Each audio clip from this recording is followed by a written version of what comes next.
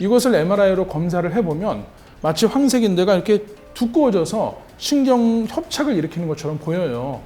그런데 실상은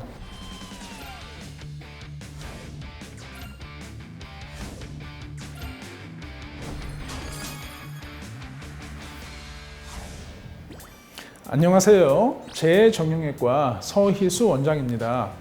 척추관 협착증은 신경관이 좁아지면서 이 척수신경을 압박하여 엉덩이나 다리 저림을 일으키는 질환인데요.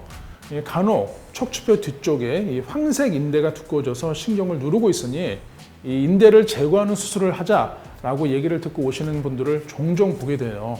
그래서 오늘은 이 척추 내시경을 이용한 황색 인대 제거술이 안전한 수술인지 효과나 장단점은 어떤지에 대해서 한번 알아보도록 하겠습니다.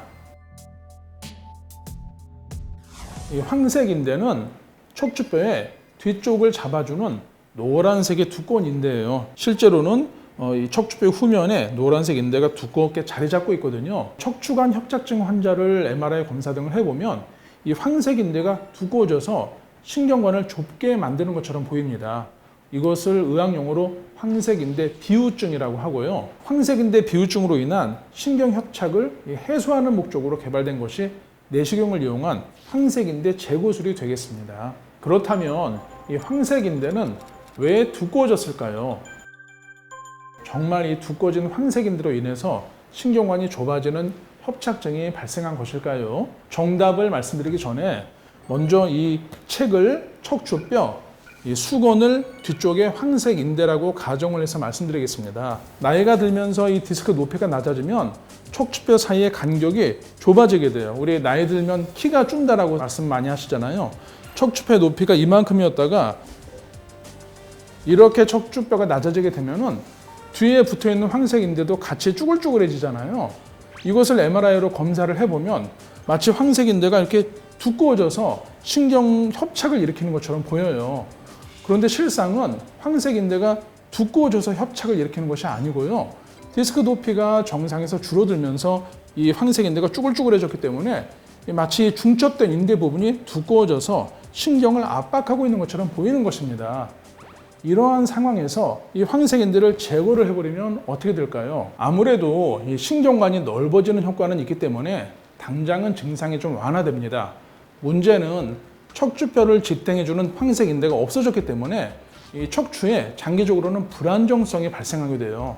결과적으로는 시간이 흐르면서 척추가 점차 흔들흔들해져서 디스크가 더 망가지게 되고요.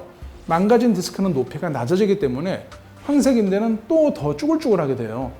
이때 또 황색 인대를 두꺼워졌다고 제거를 하면 어떻게 되겠습니까? 척추 불안정성이 심해지는 악순환이 발생을 하고요. 결과적으로는 이 척추뼈의 나사를 박아서 고정하는 유압 수술이 필요하게 되는 것이죠. 이것은 마치 여우를 피하려다가 이 큰 호랑이를 만나는 격이기 때문에 결론적으로는 무분별하게 황색인대를 제거하는 수술은 정말 신중하게 결정을 해야 된다라고 말씀드리고 싶습니다. 그렇다면 이 황색인대가 두꺼워져서 협착증을 일으키는 것처럼 보이는 이 현상은 어떻게 해결을 할까요? 아주 간단합니다. 디스크의 높이를 원래대로 높여주면 자연히 해결이 되겠죠. 디스크 높이가 높아져서 척추뼈 사이의 공간이 회복이 되면은 쭈글쭈글한 황색인대가 쫙 펴질 거 아니에요. 그러면은 신경관을 압박하는 것처럼 보였던 현상도 자연히 없어지게 되는 것입니다. 이렇게 디스크 높이를 높이는 방법으로는 디스크 복원술이나 양반 자세 등이 있는데요.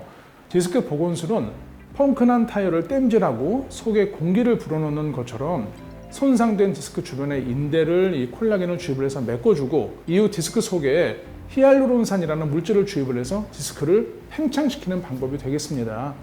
이 양반 자세는 옛날 양반들처럼 허리를 뒤로 살짝 젖히는 자세를 말하는데요.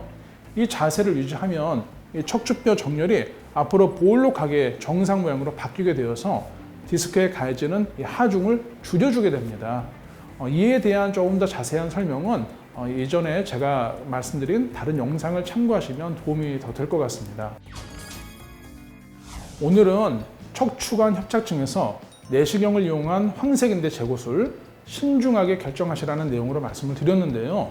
협착증 치료를 결정함에 있어서 오늘을 편하려고 내일을 희생하면 안 된다는 점 꼭 말씀드리고 싶습니다. 지금까지 재정형외과 서희수 원장이었습니다. 감사합니다.